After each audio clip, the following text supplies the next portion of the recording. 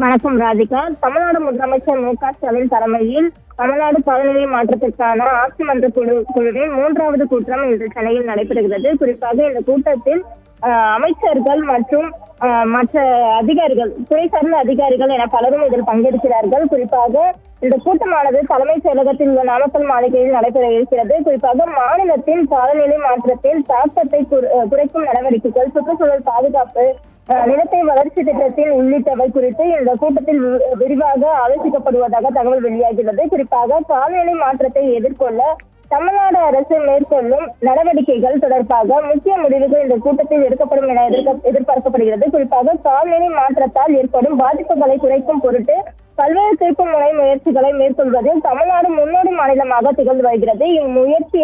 இந்த முயற்சி பாதையில் தமிழ்நாடு காலநிலை மாற்ற இயக்கம், பசுமை தமிழக இயக்கம் மற்றும் தமிழ்நாடு சதுப்பு நில இயக்கம் ஆகிய 3 முக்கிய இயக்கங்களை தமிழ்நாடு அரசு ஏற்படுத்தியுள்ளது. குறிப்பாக கால்நிலை செயல் திட்டத்தை வெற்றிகரமாக முன்னெடுத்து செல்ல தமிழ்நாடு பசுமை கால்நிலை மாற்ற நிறுவனம் என்னும் சிறப்பு செயல்பாடும் நிறுவனத்தில் தமிழகம் அமைத்துள்ளது. குறிப்பாக தமிழ்நாடு கால்நிலை மாற்றம் இயக்கத்திற்கு கொள்கை வழிகாட்டுதல் வழங்கவும், காலநிலை மாற்றத்திற்கான தகவல் அமைப்பு மற்றும் காலநிலை மாற்றத்தால் ஏற்படும் பாதிப்புகளை தணிப்பது தொடர்பாக ஆலோசனைகள் தொடர்ந்து வழங்கப்பட உள்ளது. குறிப்பாக முதலமைச்சர் ஒப்புதலோடு இந்த ஆலோசனை கூட்டத்தில் மற்ற முடிவுகள் என்னென்ன எடுக்கப்படும் என பின்வரும் தகவல்கள் எதிர்பார்க்கப்படுகிறது. ராதிகா.